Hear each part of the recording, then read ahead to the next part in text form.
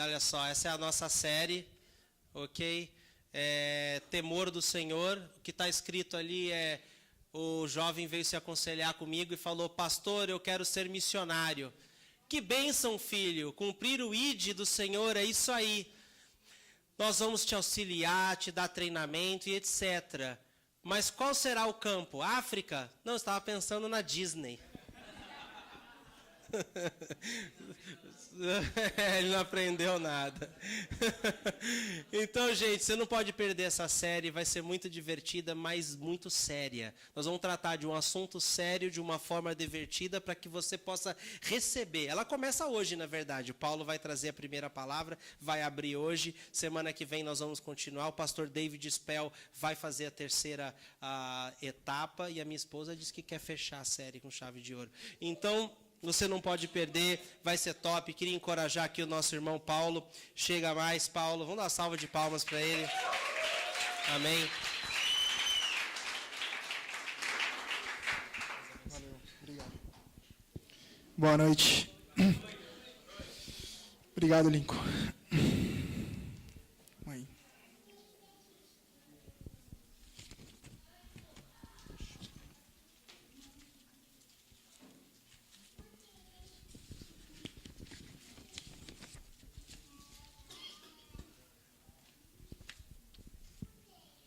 Cheia de papel assim.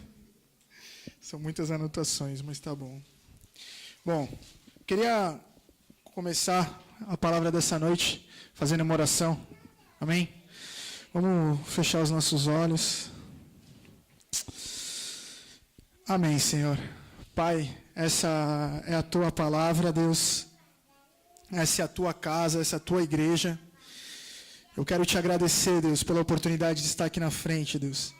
E dizer, Senhor, que eu não tenho nada a oferecer a eles, ó Pai. Senhor, por isso eu te peço, me capacita, Senhor. Tira de mim, Senhor, tudo aquilo que é meu, Pai. E coloca tudo novo, tudo que é teu, Pai. Que seja a tua boca a falar aqui, não a minha, Deus. No nome de Jesus, Pai. Amém. Vou trocar de microfone, que esse microfone aqui é muito alto para mim.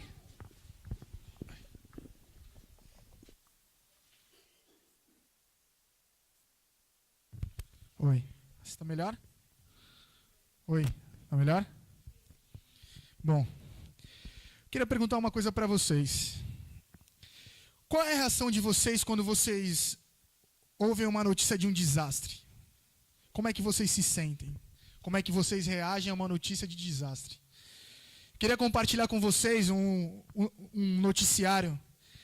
Ele é um pouco antigo, mas ele é uma história verídica, que diz assim: mais de 40 rapazes foram atacados e dilacerados e despedaçados. Testemunhas disseram que a tragédia foi tão horrível, pois no momento do acontecimento podiam ouvir os gritos de socorro dos jovens. Alguém que estava no local ouviu quando esse grupo de rapazes começou a zombar de um homem de certa idade, proferindo insultos a ele, o chamando de careca e o mandando ir embora. Essa mesma pessoa que presenciou esse caso, quando viu o homem, ele se virou e o amaldiçoou aqueles jovens. E aquele homem amaldiçoou no nome de um Deus que era bendito em Betel, quando na verdade aquela cidade também era uma cidade de idolatria. E foram atrás desse homem e descobriram que ele era o profeta Eliseu. Tentaram fazer uma entrevista, mas ele já estava longe, ao encontrar no Monte Carmelo, indo para Samaria. Essa história nada mais é do que um trecho da Bíblia. É uma história verídica. E ela é uma história que, quando você olha assim, ela é horripilante, né? Jovens dilacerados. Mas o que eu quero falar a respeito disso, né? Eu quero falar de um desastre muito maior, que os jornais não têm colocado em ação, as mídias não têm mostrado, mas ela é um desastre que tem causado muitos dos acontecimentos que a gente tem visto hoje. O nome desse desastre é temor de Deus. Por causa do temor ao Senhor, muitos problemas têm acontecido, muitas desgraças têm acontecido. A falta do temor, desculpa. Por causa da falta do temor, muita coisa tem acontecido que a gente pode presenciar. E se a gente parar para pensar, realmente é isso que acontece. Eu queria levar vocês ao significado da palavra temor. Eu fui buscar no dicionário e diz o seguinte: falta de tranquilidade, sensação de ameaça ou medo. Só que o segundo ponto é o que eu quero tratar hoje. Sentimento de profundo respeito e obediência. Esse é o temor que nós temos que ter por Deus. Temer a Deus é respeitá-lo, é acreditar, é conhecer, é amar, entender que Ele é um ser muito maior que nós, entender que Ele é o Criador de tudo, que Ele nos ama. E a gente tendo isso, esses atributos, a gente passa a ter uma vida longâmina, né? Uma vida de longanimidade, uma vida maior, uma vida boa. Queria que vocês abrissem a Bíblia de vocês em 2 Reis 2, 23, 25. 2 Reis 2, 23, 25. Tem aí? Bom, eu vou ler aqui, que é um pouquinho diferente da minha versão. Acho que não é a mesma, é a mesma. A gente pode ler junto. 2 Reis 2, 23, 25. Amém? Diz assim: de Jericó, Eliseu foi a Betel. No caminho, alguns meninos que vinham da cidade começaram a caçoar dele, gritando: suma daqui, seu careca! Voltando-se ele, olhou para os meninos e o amaldiçoou no nome do Senhor. Então 2 ursas saíram do bosque e despedaçaram 42 meninos de Betel, e prosseguiu até o Monte Carmelo, e dali foi para Samaria. Então isso aqui é uma história real, tá? Não é só porque está na Bíblia, mas está escrito nos livros de Israel, nos registros dos reis. Para quem não sabe, a Bíblia, ela também participa dos registros do país de Israel, da nação de Israel. Então esses contos, na verdade, são fatos verídicos. E me veio na cabeça, né? Por que a gozação deles foi tão séria? Por que ela tratou de tanta seriedade? Por que ela foi de uma forma desastrosa? Devastou a vida desses garotos. Para quem não sabe, Eliseu era um profeta. Ele havia raspado a sua cabeça numa função, como uma função de profeta de Deus. Eliseu era o sucessor de Elias. Esse profeta Eliseu, ele tinha só o dobro do espírito, da unção que estava sobre o profeta Elias. Vocês têm noção? O profeta Elias foi aquele que lutou contra os profetas de Baal. Se vocês tiverem a noção, o cara que mandou sair fogo do céu, fez descer fogo do céu, clamou a Deus e destruiu os profetas de Baal, esse cara tinha o dobro da unção que estava sobre ele. É brincar com fogo, né? Isso aqui, na verdade, ele não estava somente brincando com Eliseu, ele estava ridicularizando a fé dele, né? Porque, na verdade, o que acontecia naquela época? Betel, ela estava tomada pela idolatria. Betel é uma cidade que fica dentro de Israel. E o povo de Israel, ele virou idólatra naquela época. Começou a cultuar outros deuses. Então, a falta de temor rodava pela cidade, rodava pelo povo. E foi o que aconteceu. Na verdade, eles sabiam quem era Elias, na verdade. Só que eles estavam querendo caçoar. Ah, vai lá caçoar de Eliseu, dizendo, vai lá como Elias foi, como Elias subiu. Então, na verdade, eles estavam tirando sarro. Só que Betel significa a casa de Deus. No entanto, aquela cidade estava tomada de idolatria. Vocês podem imaginar o quê? A casa do Senhor.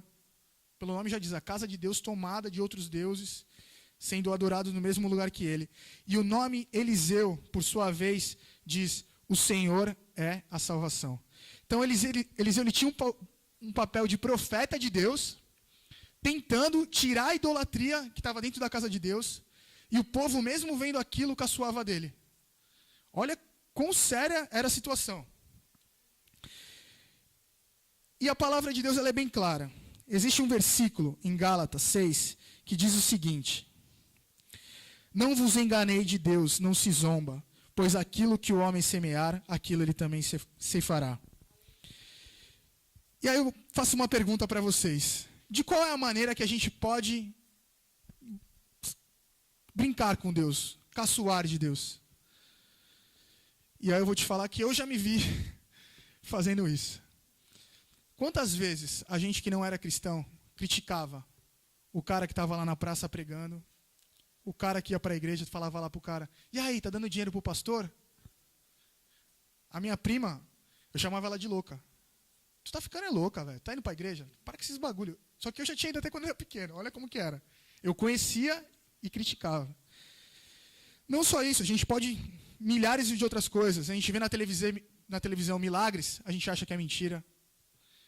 A gente vê profetas falando, fala, esse cara é mentiroso, esse cara não conhece da minha vida, esse cara não sabe de nada. E nada mais é do que brincar com a fé alheia. É desonrar a Deus, não temer a Deus. Se a gente conhecer o Deus que a gente serve, o quão grandioso Ele é, a gente tinha que tomar mais cuidado com certas brincadeiras que a gente faz. E assim, muitas das vezes, a gente profere palavras não só iguais, mas piores do que eles falaram para Eliseu. E a gente muitas vezes tem que levantar a mão para cima e agradecer a Deus pela gente não receber esse mesmo juízo de Deus. A exortação que Deus tem para nós, ela é clara. Que de Deus não se zomba e não brinca com Deus. Só que muitas vezes a gente quer ver o mover de Deus, né, na nossa vida. Só que a gente permanece com as práticas. E a falta de temor do Senhor, ela interrompe o que Deus tem para fazer na nossa vida. Por quê? Porque aquele que tem temor, ele ama. Correto? Se a gente ama a Deus, a gente não pode caçoar de Deus. A gente não pode caçoar das coisas de Deus, daqueles que levam o nome do Senhor à frente. A gente tem que tomar cuidado. Se porventura a gente estiver brincando com Deus, a gente tem que rapidamente botar a mão na cabeça, se voltar diante para o Senhor e se arrepender. Porque isso é uma coisa tão séria. E eu queria que vocês pensassem nisso. O que a gente pode fazer para ser poupado disso? Porque isso é um juízo que sai sobre a nossa vida. Se a gente ficar pensando, hoje eu vou mostrar isso para vocês. Se a gente ficar pensando, hoje eu sou cristão, depois que Cristo veio, minha vida é só graça, não existe juízo. Depois de Cristo, não existe juízo. Eu vou te mostrar na Bíblia que existe juízo. E se não existe aqui, existe em outro lugar, que sinceramente é muito pior que aqui. Porque a morte carnal, ela é, vou dizer, fácil de lidar. E a morte espiritual? E a morte na eternidade? Se a gente ler um pouquinho mais de Bíblia, a gente vai ver o quão sério é o temor de Deus. E quando a palavra de Deus ela é falada e é levada a sério, e a gente tem o temor, a gente encontra alguns benefícios nele, como diz lá em Provérbios 14, 26. No temor do Senhor, há firme confiança, e ele será um refúgio para seus filhos. Então o que acontece? Além de temor, além de amar, a gente tem confiança em Deus. A gente passa a confiar, a gente passa a se refugiar no Senhor. E quão importante é se refugiar embaixo das asas do Senhor. Agora eu queria que vocês parassem para pensar. E se eu não tivesse debaixo? E se eu não tiver debaixo dessa cobertura? O que seria da minha vida? O que será da minha vida debaixo dessa cobertura? É uma coisa muito séria. Isso me fez pensar muito. Quando a gente estava discutindo a respeito dessa palavra, a gente teve uma reunião de líderes, e foi engraçado porque eu estava pensando isso, eu e a Carol estavam orando por isso, e o Fábio também. Na hora que veio, a série era até outra. Não, vamos mudar porque a gente precisa falar disso. Porque realmente a gente tem visto acontecer algumas coisas desse tipo. E o temor, a falta de temor, na verdade, ela não é só isso. Mas ela tem muitas outras coisas. Tem muitas outras vertentes. E assim, nesses 4 capítulos dessa série, nesses 4 domingos, vocês vão ver coisas totalmente diferentes, faladas do mesmo assunto. De quão importante é temer a Deus. Até o Fábio, acho que viu do celular, né, que ele comentou comigo ontem, de pessoas que ficam no celular dentro da igreja. Tipo assim, tem muitas coisas que a gente faz que, na verdade, é não temer a Deus. Porque aqui, isso aqui é uma coisa séria, gente. Para estar aqui na frente, até que eu comentei com o Rafa hoje, às vezes para estar ali no louvor, a gente, precisa ter uma voz bonita. Não precisa ter uma voz bonita. Para estar aqui pregando, não precisa pregar bem. Precisa ter uma vida séria com Deus. De nada adianta. Qualquer um pode pegar esse microfone e vir aqui pregar. Qualquer um pode pegar o microfone e cantar. Mas se a gente não tiver a presença de Deus, vão ser palavras. E sem temor, a gente não anda para frente. A nossa vida não anda. E eu quero entrar no segundo ponto. que eu falei, o primeiro foi a falta de temor com as coisas de Deus e com os seus. E esse segundo ponto, ele fala de abandonar a Deus nos seus caminhos. A Bíblia conta a história de um rei chamado Uzias. Esse rei, ele era bom, ele prosperava em tudo que ele fazia. Ele era filho de Amazias. A Bíblia conta em Crônicas e Reis que havia alguns reinados que eles eram infiéis, porém existia alguns que eles eram fiéis a Deus. Esse do rei Uzias, ele marcou a história da Bíblia. Eu queria que vocês abrissem lá em 2 Crônicas 26, do 1 ao 5, a gente vai ler.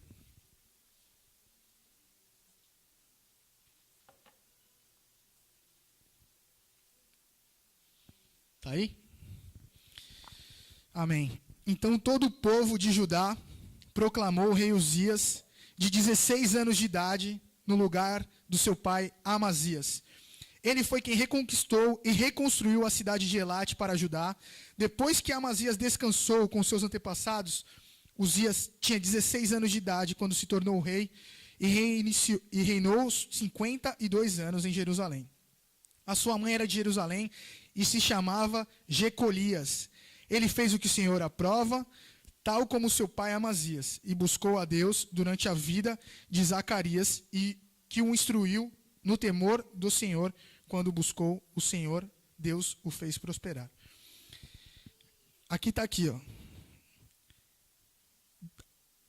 E buscou a Deus durante a vida de Zacarias, que o instruiu no temor de Deus. Isso me fez traçar um paralelo com a nossa vida. De quando nós entramos na igreja. Como se fosse Uzias. Por que como se fosse Uzias? A gente vem como jovens na fé. A gente vem para aprender de Deus. A gente vem para amar a Deus. A gente vem para buscar a Deus. E no começo, a gente chama de primeiro amor. É uma maravilha, é uma beleza. Nossa, primeiro amor, eu estou à disposição para tudo. Eu vou em todas as reuniões. Eu vou em todos os evangelismos. Eu sou pau para toda obra. Eu faço todos os cursos. Só que as coisas vão acontecendo. E o se tornar membro, se tornar obreiro, obreiro quer dizer servir na casa de Deus. Se tornar parte dessa casa, às vezes nos leva a uns lugares altos. Só que o problema é que quando a gente se torna, não quero dizer se tornar rei como Uzias se tornou, mas levar uma certa posição de destaque, vamos colocar dessa forma. De destaque no sentido de que você está sendo perceptivo, você está fazendo a obra, e porque você está fazendo aquilo, você acaba se sentindo no direito de desobedecer às ordens. Isso é uma coisa muito comum, tá? Na igreja, em qualquer lugar. Porque você acha no direito. Ah, calma aí, pô, agora eu estou aqui dentro. Agora o Fábio ali me colocou ali como o líder daquele setor. Agora eu estou, ó. Só que aí, o que acontece? O Fábio fala para você assim, Paulo, vou colocar na minha vida. Cara, todo culto, eu quero que aquela porta ali de trás, ela fique aberta. Eu quero. Ele é o líder da igreja, ele é o pastor. Aí eu falo, pô, meu, a porta aberta, cara. O Fábio está viajando, cara. Fecha a porta. A gente começa a criar liberdades que, na verdade, a gente não tem o direito de ter. Eu estou colocando uma coisa bem simples, mas eu quero que vocês, na cabeça de vocês, pensem e olhem o que isso pode levar. Né? E qual foi o problema de Uzias? Ele, por se achar que ele era rei, ele mandava em Israel naquela época, ele falou, eu sou rei, cara. 16 anos. Eu estou aqui que estou, cara. Ele faltou com respeito com Deus. Ele desobedeceu às leis de Deus. Está lá em 2 Crônicas 26, 16. Diz o seguinte: entretanto, depois que Uzias se tornou poderoso, o seu orgulho provocou a sua queda. Ele foi infiel ao Senhor, ao seu Deus, e entrou no templo do Senhor para queimar o incenso no altar. Gente, isso era tão sério como qualquer outra coisa que vocês imaginem na vida de vocês. Naquela época, o templo não era que nem hoje. Hoje todo mundo tem livre acesso na presença de Deus.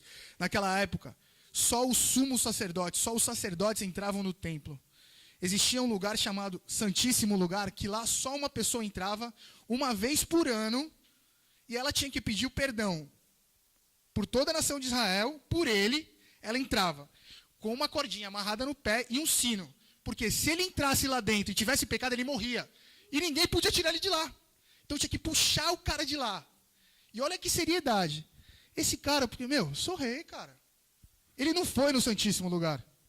Ele foi no átrio. Foi lá, acendeu incenso, coisa que não era dele. Era um serviço do sacerdote. E o que aconteceu? Ele simplesmente levou uma bronca, né? Ele foi repreendido pelos sacerdotes. E a Bíblia diz que ele se indignou. Em outra versão diz que ele se encheu de ira. Ele não aceitou a repreensão. E na mesma hora apareceu uma lepra na mão dele. E eu fico pensando, muita gente desobedece às direções da liderança. Muita gente tem descaso com a liderança da igreja. Eu não estou dizendo para vocês que a nossa palavra é a última, que a nossa palavra é a certa, que a palavra do Fábio, da Dani é... Mas se eles estão aqui na frente, se eles estão como líder dessa igreja, é porque Deus colocou eles aqui.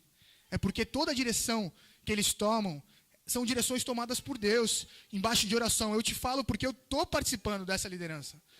Eu sei o quanto esse homem aqui ora pela minha vida, ora pela sua vida, o quanto a Dani sacrifica a família dela, o trabalho dela, para se doar para a gente. E se é tomada alguma atitude, é para que a gente seja obediente e não orgulhoso. Porque muitas vezes acontece isso, a gente pega aquela direção, não vou fazer. O Fábio está viajando, sei que ela está viajando. E a gente começa a criar orgulho. Orgulho. Qual foi o final do rei Uzias? Ele morreu leproso. Deus não curou a lepra dele. Por um simples ato de desobediência. E eu posso fazer um paradoxo aqui com a nossa vida. Quem está aqui há mais tempo vai saber disso. Quantas pessoas passaram por essa casa por não obedecer uma direção, por seguir o seu próprio coração, se encontra-se hoje na rua, leprosas espiritualmente? Assim, eu estou 2 anos e já vi algumas. Mas é porque a Bíblia já fala. A Bíblia fala que chegará o dia que não suportarão a sã doutrina e buscarão para si líderes para o seu próprio prazer. Porque o que acontece? Gente, vou falar uma coisa para vocês que talvez muita gente não saiba aqui. Igreja não é lugar de conforto. É lugar de confronto. Aqui, a gente tem um negócio chamado a sua melhor vida. Mas não é só a melhor vida de pezinho pro alto, é só a melhor vida com Deus. Muitas vezes eu falo, até o Lincoln brinca comigo, nossa, lá vai irmão Marreta. Isso é muito duro, Paulo. Mas a Bíblia ela não é dura, a Bíblia não é mole, cara. Sabe o que Jesus falava para aqueles que queriam seguir? Cara, vem me seguir. Não, eu vou enterrar meu pai. Então tchau, cara, vai lá. Deixa que os mortos enterrem os mortos. O outro tinha um monte de riqueza. Senhor, eu cumpri todas as minhas obrigações, segui todos os mandamentos. O que eu preciso para te seguir? Vende tudo que tu tem e me segue. Tu ouviu falar dele na Bíblia mais? Foi embora. Então o problema qual é? O problema é o orgulho. E por que eu falo isso? Porque eu já tive esse problema. Eu já partilhei desse problema que é ser orgulhoso. Quando a gente conversou ontem, a gente falou assim, tem muitas pessoas que falam na igreja, nossa, o irmão está arrebentando, né? O cara está despontando. Isso aconteceu comigo. Eu vim no outro ministério, que lá eles tinham uma forma de conduzir as coisas que era, depois de 9 meses você está servindo. Só depois de 9 meses do seu batismo. Então vamos supor, se eu entrar na igreja hoje, o batismo for ano que vem, eu vou batizar, depois de 9 meses eu vou começar a sequer arrumar a cadeira da igreja. E o que aconteceu comigo? Para minha sorte, vamos colocar desse jeito. Primeiro mês que eu estava na igreja, teve um culto que teve o batismo. Pum. Então já, mas por sentir de Deus, não por querer nada. Me batizei. Pum. Tinha 9 meses. Eu andava tanto com os caras, com as pessoas importantes da igreja, que era o pessoal do ministério de... A Ruth lembra porque ela estava comigo lá. Andava com o pessoal do evangelismo, ligava para os caras, enchia o saco dos caras. Falei, meu, pelo amor de Deus, não me deixa sozinho em casa, cara. Eu quero evangelizar com vocês. Paulo, tu não pode, Paulo. Fica na tua. Gente, pelo amor de Deus, senão eu vou para balada, senão eu vou sair. Eu quero fazer. Tanto que eu enchi o saco, eu falei, meu, eu preciso fazer alguma coisa, cara. Eu quero fazer para Deus. Eu peguei um violão, bendito do violão, fui para minha casa. Fiquei das 2h da tarde até 7h da noite com o violão e consegui tocar e cantar uma música. Só olhando na internet. Cheguei na igreja, né? Tocando violão. Os caras olhavam e falavam assim, caraca, velho, quem é esse moleque? Nunca vi ele com o violão na mão, nem cantar sabia. Como é que ele tá fazendo isso? Aí um fulano chegou pra mim e falou assim, então, cara, pô, tu tá tocando legal, cara. Tu não quer ir tocar lá na minha célula? Aí eu falei, sério? Caraca, vambora, velho. Aonde que é? É lá no Morro do São Bento. Vambora! Tipo, eu morava lá no Cano 5. Tava nem aí. Fui embora com o cara. E assim, a vida foi passando. Eu fui o único líder, não líder da igreja, a pregar numa célula. Porque eu sempre fui assim. A Carol, casada comigo, ela sabe. Eu pegava a pregação, anotava e ficava em casa. Fazia vídeo sozinho. E pregando, estudando, e pregando. O meu líder falou assim, Paulo, tá crescendo bastante, cara. Vou fazer um propósito contigo. Lê a Bíblia em um ano. Li a Bíblia quase 2 vezes em um ano. De tanta que era a minha sede, de tanta que era a minha vontade. E naquele ano eu esperando para ser chamado para o curso de líder, primeiro ano na igreja, eu falei, caraca. Não foi. Eu falei, putz. E eu ficava, caramba, mano.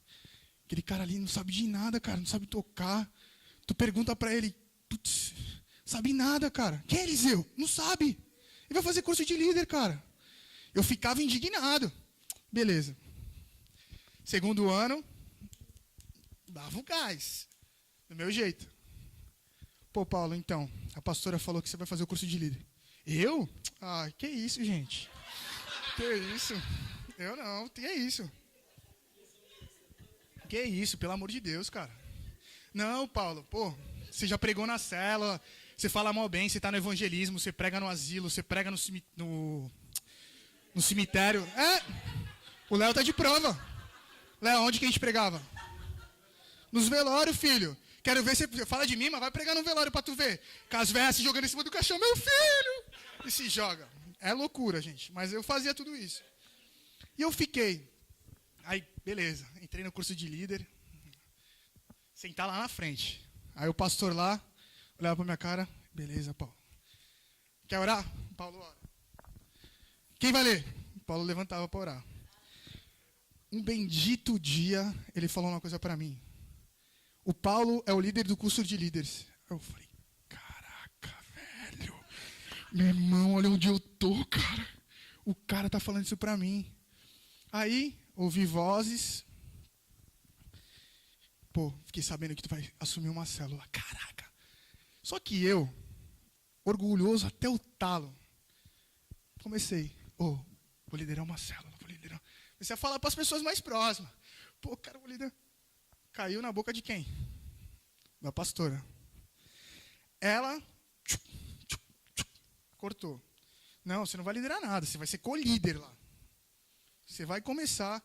Só que aquilo, para a minha vida, não parecia nada. Só que dentro de mim, eu tinha alimentado um monstro muito maior. Muito maior. Eu comecei a criar um orgulho que eu olhava para as pessoas, para os líderes, até pregador. Até pregador. Eu lembro que o diácono pregou, falando que Mateus, Marcos, João e Lucas andaram com Jesus. Eu levantei e saí fora. Falei, cara, o que esse cara está falando, velho? Lucas nem andou com Jesus, cara, esse cara está viajando, cara. E falei, a outra falou que o pecado de Deus encobria, o amor de Deus encobria todos os pecados. Falei, gente, meu Deus do céu. O que ela está fazendo em cima? Não, cara, eu preciso despontar. Eu vou contar uma coisa para vocês. O pecado, ele não é um ato. Ele é um processo. E ele começa de uma forma devagar que tu nem percebe. Na minha vida ele entrou pelo orgulho. E eu comecei a... Aquele cara que era o primeiro, na primeira oportunidade que tinha uma menininha, eu caí. Por quê? A palavra de Deus fala o seguinte: quando você é forte, você é fraco. E quando você é fraco, você é forte. Do topo de líder, foi tipo, não vou me comparar a Satanás, pelo amor de Deus, mas foi que nem um raio, foi um raio. Puf! Sério, vocês dão risada, mas é sério. Eu perdi tudo que eu tinha. E para construir, aí eu fui falar com a pastora, né? Lembro até hoje, cheguei. Pô, pastor, engole o choro. Engole o choro. Aí eu falei, ela, Paulo, você é o cara mais orgulhoso que eu conheço, cara. Você é soberbo, cara. O teu pecado não foi ter caído, o teu pecado foi ter cultivado isso tanto tempo. E tu não ter aberto os teus olhos para isso. Cara, quando eu escutei aquilo, eu fiquei assim. Cara, você está fora da liderança, você está fora da intercessão da igreja, você está fora da célula. Eu falei, meu Deus do céu, cara. Como é que eu não vi isso, velho? E assim na nossa vida. Quanta gente eu vi e vejo com esse mesmo problema que eu. Talvez não só do orgulho, mas, desculpe a franqueza, da falta de verdade. O tempo e a falta de temor e o orgulho tem destruído muita gente, tem destruído igrejas. Porque esse é um câncer que muitas vezes a gente não consegue enxergar. Porque eu conto com a transparência de todos vocês. Eu conto com o agir de todos, com o trabalhar de todos, com o temor de todos. Eu vi uma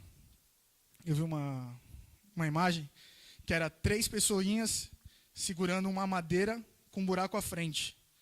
E quando uma ia passar pelo buraco, as outras 2 equilibravam e ela conseguia chegar. O do meio passava, o segundo passava. A gente junto, a gente é mais forte.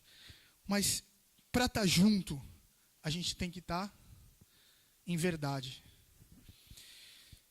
Eu vou falar uma frase para vocês que mexeu comigo. Você faz as suas escolhas e elas fazem você. Isso foi assim com a minha vida. Eu fiz as minhas escolhas e as minhas escolhas me fizeram ser assim. Se hoje eu conseguir superar, e muitas vezes eu ainda tenho que ser lembrado, olha o orgulho. Minha mulher fala, olha o orgulho, olha a soberba, olha. Eu também já escutei de pessoas que eu estava melhorando. Porque no começo que eu entrei aqui eu era assim, não foi, Dani? Mas o dia que eu fui repreensivo, o que eu fiz? Eu baixei a cabeça e escutei, cara. Porque é assim que a gente tem que agir. Errar todo mundo é, perfeito só é Deus. A gente vai ter erros sempre. Só que a gente precisa ser transparente. A gente precisa ter temor. A palavra fala que os demônios temem e tremem. Sabe qual é o nosso problema? A gente treme e não teme. Ai, Deus. Mas vai lá e faz. Não pode fazer, mas vai lá e faz. Fulano, não pode. Vai e faz. Gente, isso é tão sério. Eu fico até chateado que só essas buchas, cara, só palavra pesada. O que Deus tem comigo com isso, cara? Eu vivi tudo isso, cara. Se eu estou aqui é por algum propósito. Quando eu entrei nessa cadeira aí que você está sentado, desculpa, esqueci teu nome, é Lucas, né? Ali, estava eu e a Carol do meu lado. Eu falava, Deus, o que eu estou fazendo aqui? O que eu estou fazendo aqui? Eu vim 3 vezes e eu não sabia por que eu estava aqui. Até um dia que Deus falou para mim, o que tu está procurando aqui, tu não vai encontrar. Porque eu procurava beleza. Eu procurava algo que enxergasse os meus olhos. Que enchesse brilho, status. A gente é pequeno, cara. Isso me fez mais humilde. Me fez a enxergar. Eu falei para o Fábio, na última conferência, falei, Fábio, Deus está começando a derreter a neve que tinha na minha cabeça. Porque eu estou começando a enxergar no plano. Estou começando a enxergar o meu defeito e começando a nivelar a minha vida. A minha pastora falou o seguinte para mim, Paulo, às vezes é necessário que você dê um passo para trás para dar 2 para frente. E eu larguei um monte de coisa da igreja que eu estava. Curso de líder nível 2, já para bambambam, não sei o que lá. Aí você vê, o que Deus tem com isso? Deus tem propósito. Se eu estou aqui, você está aqui, é porque Deus tem algo com a tua vida. Amém? Terceiro, falta de temor por egoísmo e ações de autopromoção. Vou até tomar uma água. Deus. Lembra que eu falei no começo que a vida com Jesus não é só graça? Eu vou te mostrar isso na Bíblia. Lá no livro do Atos dos Apóstolos, conta uma história de um cenário que a igreja era como a igreja de hoje, né? Ela estava recém-estabelecida, ela tinha um clima de amor, ai, que amor, ai, vem cá que eu te ajudo e tal. Era todo mundo obediente, nossa, era uma obediência, ó. O Espírito de Deus, todo dia, o culto do Espírito Santo era todo dia lá. Cura, milagre. Só que o que acontece? Na maioria dos membros, eles eram curados, libertos. Só que mesmo a tanto mover, existiam aqueles que temiam um pouco e alguns que nem temiam.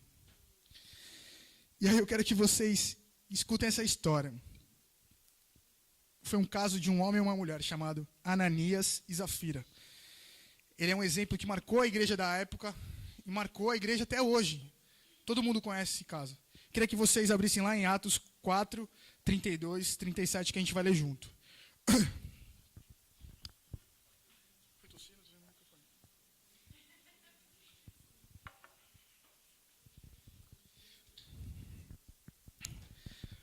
Colocou lá, Thaís? Vamos lá. É um pouquinho grande, mas a gente vai ler tudo para que a gente possa entender essa história. Obrigado, Raquel. Da multidão dos que creram, era uma só mente e um coração. Ninguém considerava unicamente sua coisa alguma que possuísse, mas compartilhava tudo o que tinham. Com grande poder, os apóstolos continuavam a testemunhar da ressurreição do Senhor Jesus, e grandiosa graça estava sobre eles. Não havia pessoas necessitadas entre eles, pois o que possuíam, terras ou casas, as vendiam, traziam dinheiro da venda e colocavam sobre os pés dos apóstolos, para que ele os distribuíam segundo a necessidade de cada um. José, um levita de Chipre, a quem os apóstolos deram o nome de Barnabé, esse cara tem uma história fantástica. Esse foi o primeiro cara na Bíblia a ser chamado de cristão, tá? Esse Barnabé. Vendeu tudo o que possuía, trouxe o dinheiro e colocou aos pés dos apóstolos. Aí, vamos lá. Atos 5, primeiro capítulo. Um homem chamado Ananias, juntamente com Safira, a sua mulher, também vendeu a sua propriedade. Só que ele reteve uma parte do dinheiro para si. Sabendo disso, também a sua mulher, e o restante levou e colocou aos pés dos apóstolos.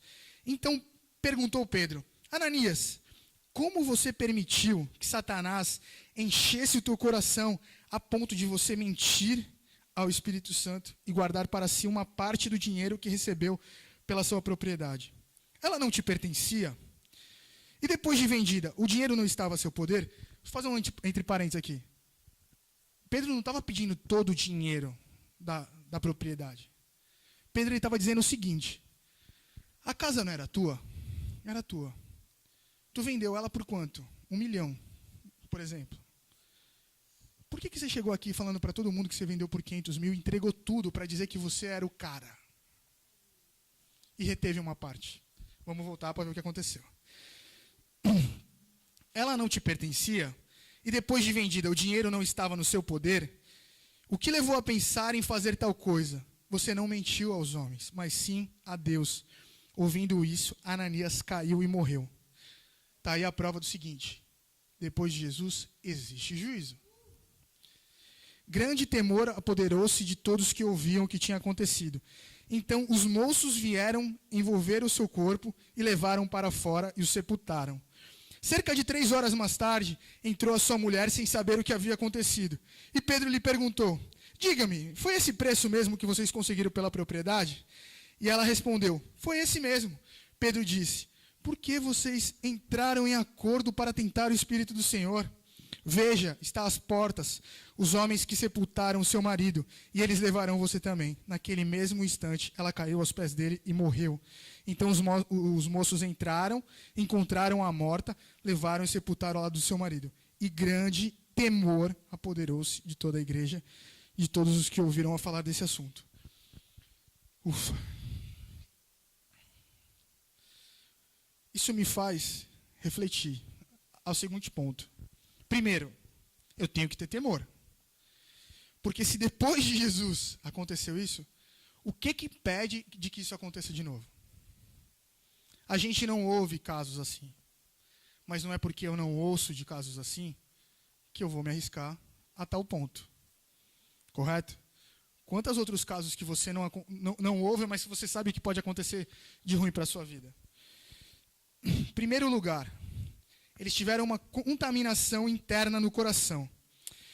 No segundo verso, Ananias manifesta o egoísmo retendo o que era desnecessário, que precisava entregar. Ele não precisava dar o dinheiro, cara. Ele não precisava entregar. Ninguém estava pedindo isso. Ele não precisava vender. E aqui eu abro um parênteses. É o famoso perfil de fazedor de média. Sabe aquele cara que ele quer ficar bem com todo mundo e bem com Deus? Mas ele está fazendo uma média pesada. Ó, pastor, lá no Vision Builder, eu dei 5. Pá, deu 500. Fala para mim, qual é a motivação disso? Eu não estou falando que eu sei de história nenhuma de ninguém que fez isso, pelo amor de Deus. Mas a gente vê tantos os casos de coisas que a gente fala que vai fazer e não faz, ou fala que fez e não faz, dentro da igreja, no nosso trabalho, na nossa família, na nossa vida. Não é porque é fora da igreja que Deus não está vendo, gente. A mentira, você não consegue mentir para Deus e nem para homem. Você está mentindo para você mesmo. A mentira, ela corrói internamente. E assim, tem a segunda ponto, que é a contaminação externa no mundo da palavra. No verso 3, a degradação alcançou o mundo e a palavra, e o estrago foi feito. E o que era só pensamento virou uma ação. A palavra mentirosa, ela é a ruína do crente. Porque na Bíblia nos ensina que o pai da mentira é quem? Vamos ler lá, João 8,44.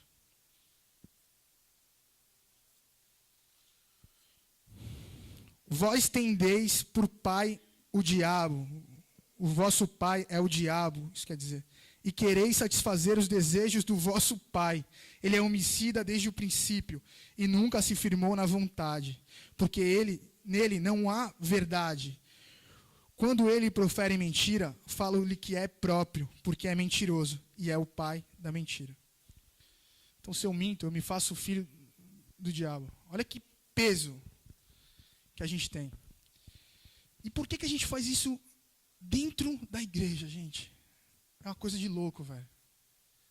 Cara, eu fico pensando. A gente vê algumas coisas que são totalmente desnecessárias.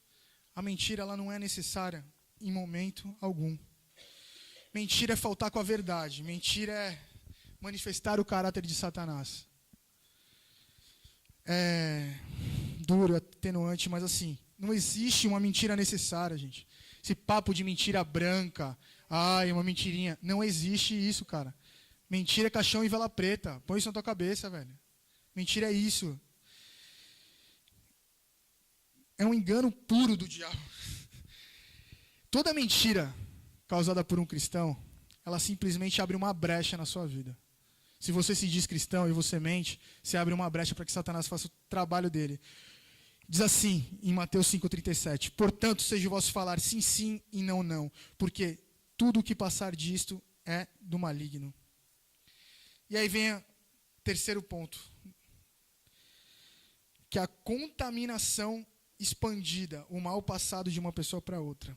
Ixi, isso acontece bastante, hein? O que acontece? Ananias e Safira não precisava compartilhar dessa mentira. Ela simplesmente podia chegar para Pedro. Pedro, eu errei, a gente errou. E vendemos a tal valor e retemos com vergonha. Ou porque queríamos fazer uma média parecer igual Barnabé. Só que não. Continuou na mentira. E essa contaminação, ela tem dois parentes. Porque às vezes você está cheio de rancor no teu coração. Vou dar um exemplo. Eu tenho um problema com o Fábio. Vou usar o Fábio de exemplo. Eu tenho um problema com o Fábio. O Fábio ele falou algo para mim que não me agradou. Aí chega o Rafa, que já está bravo, e fala, Paulo, o Fábio, isso. Cara, tem 2 pontos. Primeiro, eu já estava machucado, que eu nem me pedi perdão, não tentei me consertar. E vou para cima do Fábio. Faço caveira do Fábio para todo mundo. Ou outro segundo, que acontece demais. A pessoa vem, Paulo, o Fábio faz isso. Tudo mentira. Eu sem saber, sem chegar pro Fábio e perguntar, eu já falo, ó, gente, o Fábio faz isso, o Fábio faz... Gente, fofoca é do capeta. Fofoca é do capeta. Não existe fofoca no meio da igreja. É sério. Fofoca, ela apodrece o ouvido, cara.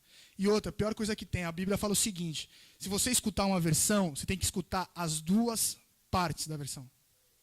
Porque se eu vier aqui contar um monte de coisa para vocês, e vocês não forem buscar saber, vocês vão estar totalmente acreditando em algo que pode ser mentira. E quanta gente acredita em mentira? E quanta gente dissemina a mentira adiante? Tem um terceiro ponto. Viver de máscara revela a falta de temor. No caso de Ananias, o diabo era a fonte de alimentação dele. O diabo se alimentava Ananias. E aquela mentira trouxe uma máscara. Porque em nenhum momento ele foi falar para os discípulos lá, para os apóstolos, falou assim, cara, eu estou com um problema assim. Era o tal de, você está bem? Nossa, velho, só bênção. Só alegria. Cada mergulho uma bênção. O cara está todo cagado. Casamento destruído. É verdade, casamento destruído, pecando à torta e à direita. Gente, estou mentindo? Tem um monte de gente assim. Às vezes tem pessoas que tu pergunta se está tudo bem, ela já começa, não está, mas tu perguntando da saúde da pessoa. Eu pequei ontem. Mas eu posso te falar uma coisa? Melhor é esse cara, porque ele é verdadeiro. Ele não tem máscara. Tem uma música que eu gosto muito que ela diz assim, depois de pregar o seu último sermão e de cantar a sua última canção, quando você volta para casa, o teu travesseiro é que te faz lembrar das verdades. Eu gosto de simplesmente deitar no meu travesseiro, deitar minha cabeça e esquecer dos meus problemas. Porque eu sei que minha vida com Deus tá, graças a Deus, bem. Porque eu aprendi isso e eu queria passar isso para vocês. Lá em Efésios fala o seguinte, Efésios 4:25. Pelo que deixai a mentira e falem a verdade, cada um com o seu próximo, pois somos membros um dos outros. Cara, naquela velha história, se você tiver um problema dentro de um ministério, a gente está com uma ferida dentro desse ministério. E a gente precisa curar essa ferida. A gente não vai apontar o dedo, apertar. A gente vai te chamar, vem aqui, vamos conversar, vamos tratar, vamos te ajudar. A gente está aqui de braços abertos. A gente quer a sua melhor vida. A gente não quer a sua pior vida. Então, muitas vezes a gente tapa os ouvidos achando que a melhor vida é a nossa vida cagada, tipo, zoada. É real. Eu falo assim porque é verdade, gente. Desculpa a palavra, mas é verdade. Como diz a Carol, cagar no maio branco e ficar andando na rua. É verdade. Cagar no maio branco. Ah, mas eu estou falando porque assim, é uma forma real. Não é feio. É para que a pessoa possa entender, gente. Me desculpa, mas é verdade. Tá todo mundo que tá vendo que você tá ruim. Você chega, senta e cara, tá tudo bem na tua vida? Se abre. Tira essa máscara. Fala a verdade. 5. Existe um pecado que não tem perdão. Ele diz assim, lá em Mateus 12:32. Se alguém disser alguma palavra como o Filho do Homem, isso lhe será perdoado. Mas se alguém falar contra o Espírito Santo, não lhe será perdoado, nem no mundo vindouro. Cara, tu não tem perdão nem no céu, velho.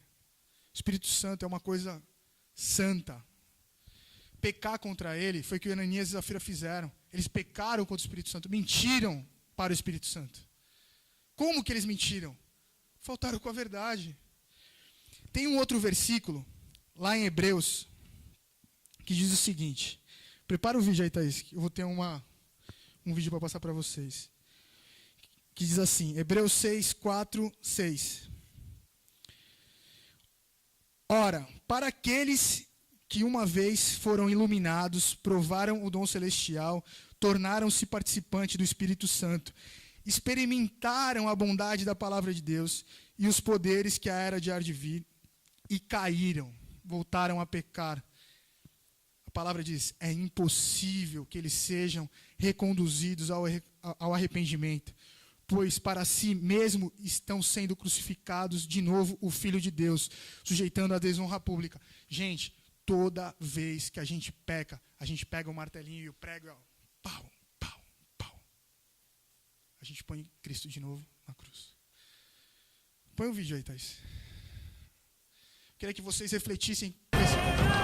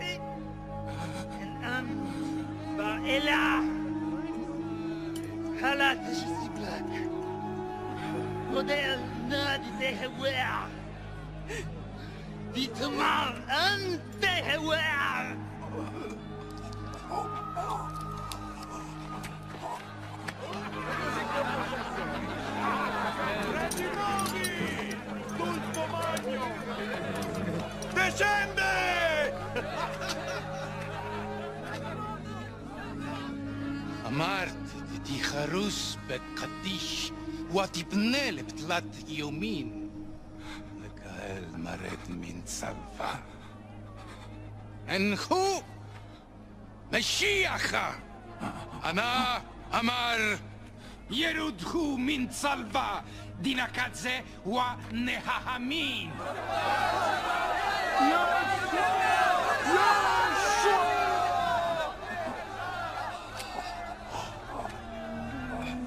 아빠, spako. Tillagger dina mor. Tiaftin.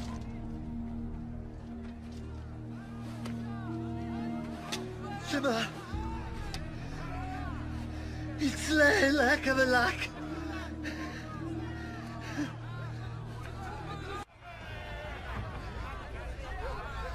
לנה משפט כזמש! ولا هو أبد واحد باكر هالمشبات أنت تشبت عني أنت صديق به أشعل هذا أنت تقول لي أدني بسم نادي ديتي Malak. Jag vet inte skit. Kan inte.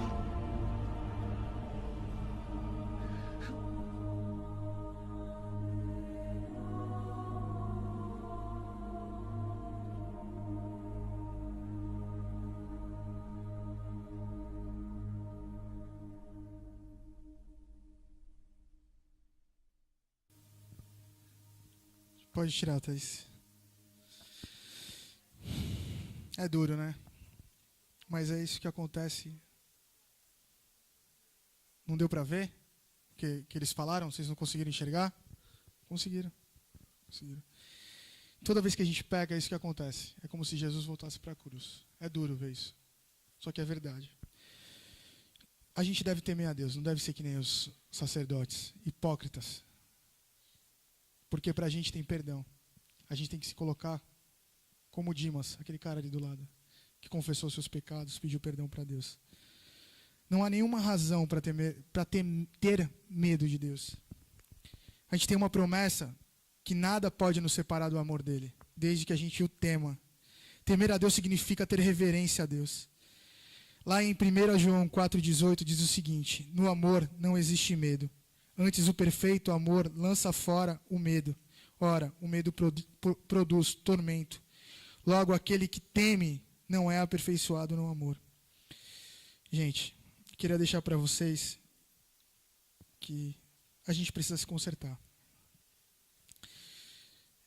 Eu não sei você, mas eu peco todo dia. Eu peço perdão para Deus pelos meus pecados. Eu sou transparente com os meus pastores. Pecar todo dia, todo mundo peca, gente. Eu não sou santo. Só que assim, se eu sei que é algo grave, que vai levar a minha vida à ruína, levar a vida dessa igreja à ruína, eu venho na hora. Como eu já vim um dia aqui e falei com eles, com a pastora. Gente, não há vergonha nisso. Não há vergonha em ser real. Há vergonha em ter máscaras. Que a gente possa pegar essa palavra hoje e sair daqui de uma forma diferente da forma que a gente entrou. Rafa, eu queria fazer algo nessa noite. Desculpa, demorei um pouquinho, Fábio. Mas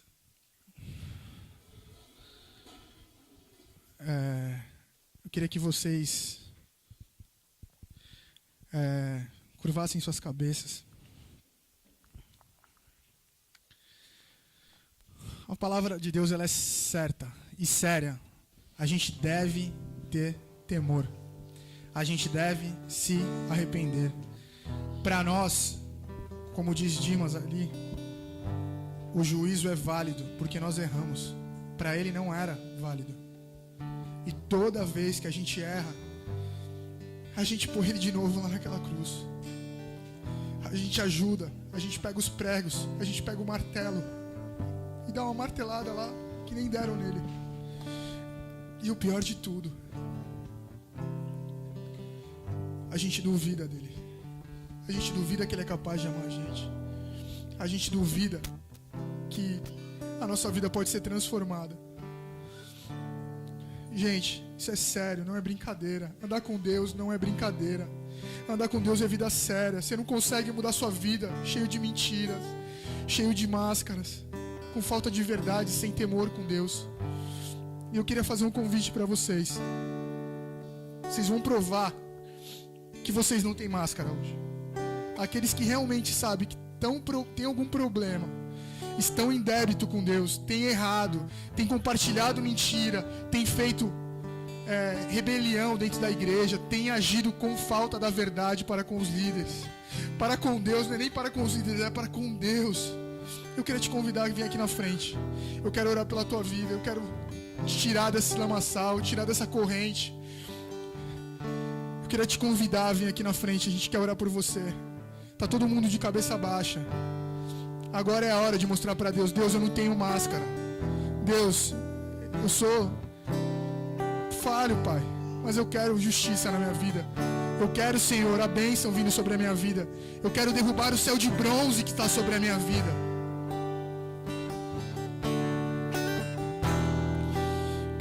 Pode vir que a gente quer orar por você.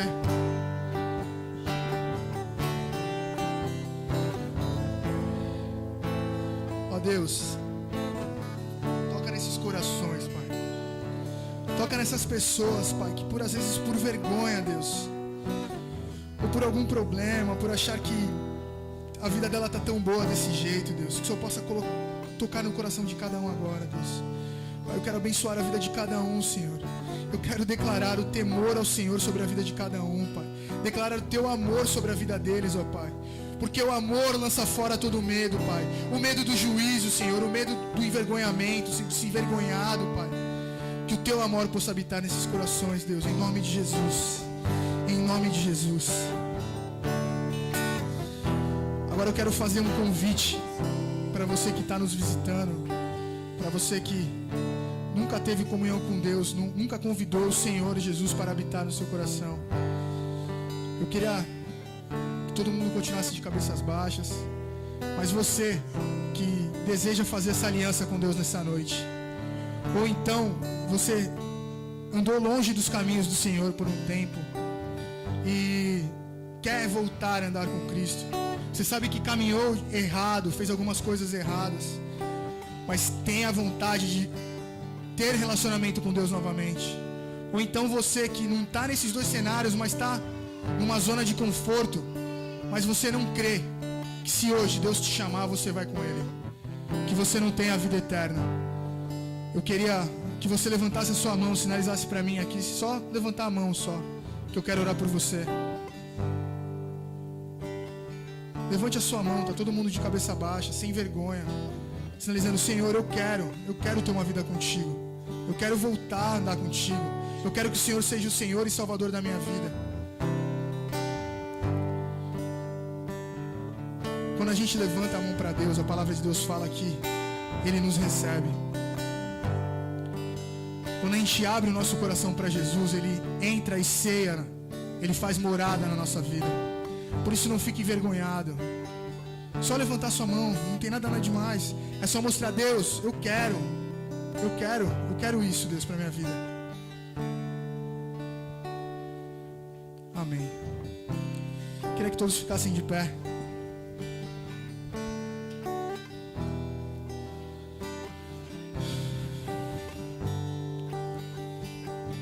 Coloca a mão no seu coração.